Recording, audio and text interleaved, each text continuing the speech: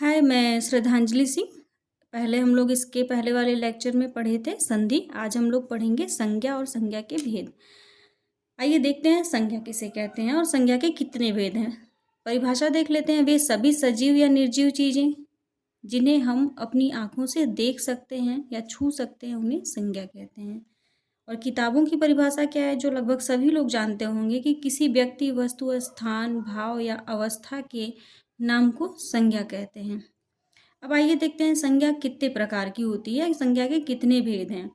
तो संज्ञा के मुख्यतः 5 भेद हैं। अगर भूल भी जाता है आपको तो संज्ञा के भेद में देख लेते हैं कितने वर्ण आते हैं, कितने अक्षर हैं। जैसे संज्ञा एक, संज्ञा तीसरे नंबर पे के, भेद चौथे नंबर पे भे और द। इस तरीके से भी याद कर सकते हैं कि संज्ञा के भेद में कितने अक्षर आते हैं, उतने प्रकार की संज्ञा होती है। पहला देखते हैं व्यक्तिवाचक संज्ञा, जिसे इंग्लिश में प्रॉपर नाउन कहते हैं। जातिवाचक संज्ञा, जिसे इंग्लिश में कॉमन नाउन कहते हैं। समूहवाचक कलेक्टिव नाउन कहते हैं। और द्रव्यवाचक संज्ञा यानी मटेरियल नाउन। और भाववाचक संज्ञा एब्स्ट्रैक्ट नाउन।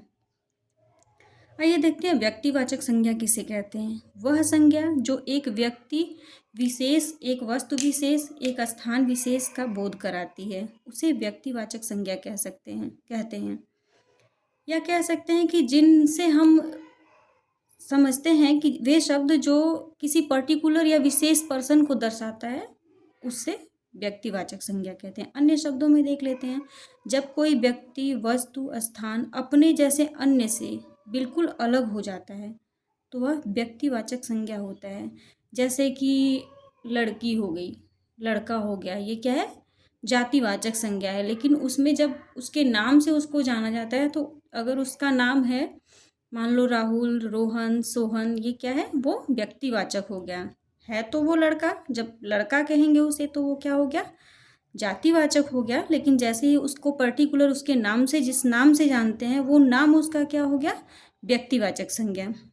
आगे देख लेते हैं व्यक्तिवाचक संज्ञा हो सकता है व्यक्तियों का नाम। जैसे अभी हमने बताया कि किसी व्यक्ति का नाम, उसको उसके पर्टिकुलर नाम से जाना जाता है। दिशाओं का नाम, दिशा जैसे पूर्व, पश्चिम, उत्तर, दक्षिण, इनके नाम भी क्या होते हैं, व्यक्तिवाचक संज्ञा। कुछ और भी देख लेते हैं किन किन चीज़ों को व्यक्तिवाचक संज्ञा की श्रेणी में रखा जाता है। जैसे देशों के नाम। अब देशों के नाम में हो गया जैसे भारत, पाकिस्तान आदि। मतलब कि देश का भी नाम हम जो है वो व्यक्तिवाचक संज्ञा में आता है, क्योंकि वैसा कोई दूसरा नाम नहीं होता है। किसी एक देश को उसके नाम से जाना जाता है, वो कोई कॉमन शब्द नहीं है। ऐसे ही राष्ट्रीय जातियों के नाम, जैसे जिस देश के लोग हैं या जिस कंट्री के हैं, उनको वहाँ के लोगों के नाम से संबोधित करना क्या होता है, राष्ट्रीय जातियों का नाम होता है। जैसे हम भारत के हैं तो हमें क्या कहा जाता है, भारतीय। अगर हम कहीं दूसरे जगह जाते हैं तो लोग कहेंगे भारत से आए हैं, भारतीय हैं, ये भारतीय नागरिक हैं। पाकिस्तानी, जापानी, या कह सकते हैं दुनिया के सभी देशों में से एक देश विशेष के लोग, जैसे जिससे पता चले कि ये वहाँ के हैं, तो राष्ट्रीय जातियों का नाम क्या हो जाता है, व्यक्तिवाचक संज्ञा की श्रेणी में आता है। आगे देख लेते हैं नदियों, समुद्रों एवं पर्वतों के नाम। जैसे नदी क्या है, नदी जो है वो कॉमन नाउन है, यानी कि जातिवाचक संज्ञा है। जबकि क्योंकि कई सारी नदियों के अलग अलग नाम हैं, अब जब उनके नाम ले लिए जाते हैं, जैसे गंगा नदी, जमुना नदी, गंगा, जमुना, प्रशांत महासागर, इनका ये पर्टिकुलर नाम है। महासागर होता तो क्या होता, वो जातिवाचक संज्ञा हो जाता। लेकिन प्रशांत महासागर को स्पेसिफिक या विशेष कहा गया है, हिमालय, तो ये क्या हो गए, व्यक्तिवाचक संज्ञा। अब देख लेते हैं नगरों एवं सड़कों व चौक के नाम। जैसे किसी के नाम पे या कुछ विशेष नाम से जाना जाता है कि ये वो चौराहा है, ये सड़क है, ये शहर है, तो उसके जिस नाम से जाना जाता है वो भी क्या होता है, व्यक्तिवाचक संज्ञा। जैसे आगरा, वाराणसी, महात्मा गांधी, महात्मा गांधी मार्ग, राणा प्रताप चौक आदि, ये सब क्या है, व्यक्तिवाचक संज्ञा की श्रेणी में आते हैं। आगे देख लेते हैं कुछ पुस्तकों के नाम भी क्या है, पुस्तकों के नाम भी व्यक्तिवाचक संज्ञा होते हैं। जैसे रामायण हो गया, महाभारत हो गया, दैनिक जागरण आदि। अब देख लेते हैं कुछ ऐतिहासिक युद्ध, मतलब जो पुराने युद्ध हुए हैं उनको भी, जो सुप्रसिद्ध युद्ध हैं उनको या किसी बड़ी घटना को भी, उनके नाम को भी व्यक्तिवाचक संज्ञा की श्रेणी में रखा जाता है। जैसे तराइन का युद्ध, असहयोग आंदोलन, 1857 की क्रांति, प्लासी का युद्ध हो गया। ऐसे जो भी घटनाएं हुई हैं, बड़ी बड़ी ऐतिहासिक घटनाएं जो हैं, उन्हें व्यक्तिवाचक संज्ञा की श्रेणी में रखा जाता है क्योंकि उनको एक विशेष नाम दिया गया है। अब आगे देख लेते हैं दिनों एवं महीनों के नाम। जैसे सप्ताह के जो दिन हैं, सोमवार, मंगलवार, बुधवार, बृहस्पतिवार, इन्हें भी क्या होता है, व्यक्तिवाचक संज्ञा कहते हैं। किसी वर्ष विशेष का नाम ले लें कि वर्ष 2022, 2023, 2024, महीने का नाम जनवरी, फरवरी, मार्च आदि, ये सब क्या है, व्यक्तिवाचक संज्ञा होते हैं। अब त्योहारों एवं उत्सवों के नाम, जो राष्ट्रीय पर्व हैं या कोई त्योहार है जिसका उस अलग से कोई नाम है, उसे भी क्या कहते हैं। तो केवल अगर त्योहार कह देंगे या उत्सव कह देंगे तो वो जातिवाचक हो जाएगा, जबकि अगर कह देते हैं दशहरा, होली, 15 अगस्त, 26 जनवरी, 2 अक्टूबर, ये सब क्या है, व्यक्तिवाचक संज्ञा की श्रेणी में आते हैं। आइए देखते हैं अब जातिवाचक संज्ञा किसे कहते हैं। जहाँ एक के कहने से उस जैसे जितने भी हैं सबका बोध हो, उसे जातिवाचक संज्ञा कहते हैं। या कह सकते हैं कि जो पूरे क्लास को दर्शाता है उसे जातिवाचक संज्ञा कहते हैं। वह संज्ञा, दूसरा देख लेते हैं, वह संज्ञा शब्द जो संपूर्ण जाति का प्रतिनिधित्व करती है, जिसे संपूर्ण जाति का बोध होता है, उसे जातिवाचक संज्ञा कहते हैं। जैसे कलम।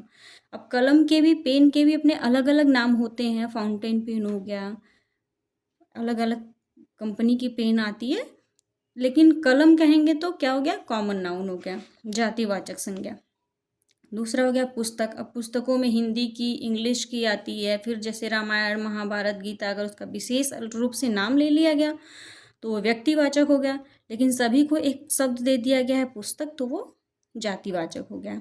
ऐसे ही शहर, देश आदि, जैसे शहरों के पर्टिकुलर नाम ले लिए, वाराणसी, लखनऊ, ऐसे तो वो तो व्यक्तिवाचक हो गया, लेकिन इन सबको अगर एक शब्द इनके लिए रखा गया है कि शहर, तो वो जातिवाचक हो गया। देश, अगर देश का नाम ले लेते हैं, भारत, पाकिस्तान, चाइना, अमेरिका, ऐसे नाम ले लेते हैं तो वो व्यक्तिवाचक हो गया, जबकि अगर केवल कहें कि देश तो जातिवाचक हो गया। आदमी, औरत, लड़का, लड़की, ये सब क्या है, जातिवाचक है। जैसे कुछ और देख लेते हैं, जैसे पशु। पशुओं के जो नाम होते हैं वो भी जातिवाचक होते हैं और पशु शब्द भी जातिवाचक संज्ञा होता है। अब जैसे ले लेते हैं कि घोड़ा। घोड़ा से घोड़े की हर जाति, मतलब हर प्रजाति का बोध होता है। और अगर वहीं कह देते हैं कि चेतक, तो चेतक, महाराणा प्रताप के घोड़े को एक विशेष नाम दिया गया था, चेतक, इसलिए यहाँ पे चेतक कह दिए तो क्या हो गया, ये व्यक्तिवाचक हो गया, जबकि केवल घोड़ा कहेंगे तो जातिवाचक संज्ञा। ऐसे ही पंखा। पंखा शब्द क्या है, जातिवाचक हो गया। अब किसी कंपनी का पंखा, किसी विशेष कंपनी का, बजाज का वगैरह किसी का, तो जातिवाचक हो गया, क्योंकि वो बहुत वैरायटी के पंखे बनाती होगी कंपनी। लेकिन यदि कह दें कि मोहन के शयन कक्ष में टंगा हुआ बजाज का अकेला पंखा, अब यहाँ पे अगर पूछ दिया जाए कि यहाँ पे इस वाक्य में पंखा कौन सी संज्ञा है, तो यहाँ पे किसी एक पर्टिकुलर पंखे की बात की गई है, इसलिए यहाँ पे पंखा शब्द क्या होगा, व्यक्तिवाचक संज्ञा हो जाएगा। आइए कुछ और एग्जाम्पल देख लेते हैं और कौन कौन सी शर्तें हैं, किस किस कंडीशन में वो जातिवाचक संज्ञा हो सकता है। अब देख लेते हैं, संबंधों, व्यवसायों, पदों का नाम भी जातिवाचक संज्ञा होता है। अब जैसे पद में हो गया मंत्री का पद, तो मंत्री क्या है, बहुत होते हैं, वो क्या हो गया, जातिवाचक हो गया। विधायक हो गया, टीचर हो गया, टीचर भी क्या है, अध्यापक पद है, डॉक्टर हो गया, ये सब क्या है, कॉमन नाउन है, जातिवाचक है। पशु पक्षियों के नाम भी जातिवाचक संज्ञा होते हैं, जैसे कुत्ता, बिल्ली। वस्तुओं एवं अनाजों के नाम, जैसे हो गया कुर्सी, कलम, गेहूँ, चावल, आम आदि। अब आम में भी अलग अलग वैरायटी होती है, कुर्सियाँ भी अलग अलग होती हैं, डिजाइन की होती हैं, पेन्स अलग अलग होती हैं, गेहूँ चावल ये सब क्या है पूरे उस जाति का बोध कराते हैं, इसलिए ये क्या है जातिवाचक संज्ञा है। अब प्राकृतिक तत्वों के नाम, कुछ प्राकृतिक चीज़ों के नाम भी जातिवाचक संज्ञा की श्रेणी में आते हैं, जैसे झील, नदी, पर्वत, झरना, समुद्र आदि, ये सब क्या है जातिवाचक हैं। आगे देख लेते हैं तीसरा समूहवाचक संज्ञा। अब देखते हैं समूहवाचक, समूह जैसा कि शब्द से ही पता चलता है कि समूह मतलब ग्रुप या जहाँ पे कुछ चीज़ें इकट्ठी हों, लेकिन समूह का बोध कराने वाली संज्ञा जहाँ एक निश्चित दायरे में मतलब कुछ उसकी सीमा हो, काफ़ी संख्या में व्यक्तियों, पशु पक्षी या वस्तुओं का एकत्र होना पाया जाए, उसे समूह कहते हैं तथा इस समूह को जो नाम दिया जाता है उसे समूहवाचक संज्ञा कहते हैं। अब आइए देख लेते हैं, जैसे एक निश्चित दायरे में खरीदने व बेचने वाले लोगों का समूह। अब खरीदने और बेचने वाले लोगों के समूह को क्या कहेंगे बाजार, उसे बाजार नाम दिया जाता है, अतः बाजार शब्द क्या होगा समूहवाचक संज्ञा। अब आइए देख लेते हैं सांसदों का समूह जहाँ एकत्रित होता है। अब जहाँ पे सांसद सदस्य एकत्रित होते हैं बैठते हैं वहाँ पे उसे क्या कहते हैं संसद, तो संसद क्या हो गया समूहवाचक संज्ञा। ऐसे ही है विद्यालय, विद्यालय क्या है विद्यार्थियों का और शिक्षकों का समूह है। स्कूल, टीम, टीम क्या है एक विशेष खिलाड़ियों का समूह होता है। मेला, मेला में भी खरीदने बेचने वाले लोग होते हैं, वहाँ पे भी समूह होता है आदि समूहवाचक संज्ञा है। समूहवाचक संज्ञा की कुछ शर्तें देख लेते हैं। इसका क्या है एक निश्चित दायरा होना चाहिए, मतलब कि कितना होगा कितने दूरी में होगा उसका एक लिमिट होता है।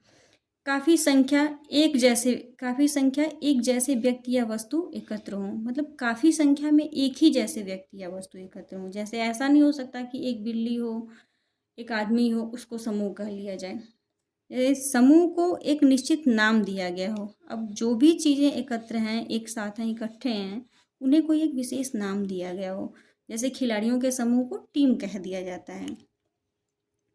अब समूहवाचक संज्ञा के कुछ अन्य उदाहरण देख लेते हैं। सभा, गिरोह, झुंड, काफिला, कारवां, गुच्छा, घौद, कुंज, कुंज मतलब होता है बगीचा, सेना, थाना, विद्यालय, अस्पताल आदि, ये सब क्या है समूहवाचक संज्ञा हैं। नोट में कुछ देख लेते हैं। समूहवाचक संज्ञा प्रयोग के अनुसार व्यक्तिवाचक संज्ञा और जातिवाचक संज्ञा दोनों हो सकती है। क्या कहा गया है कि समूहवाचक संज्ञा जो है वो जब हम प्रयोग करते हैं तो प्रयोग के आधार पर वो कभी कभी व्यक्तिवाचक में भी हो सकती है और जातिवाचक में भी हो सकती है।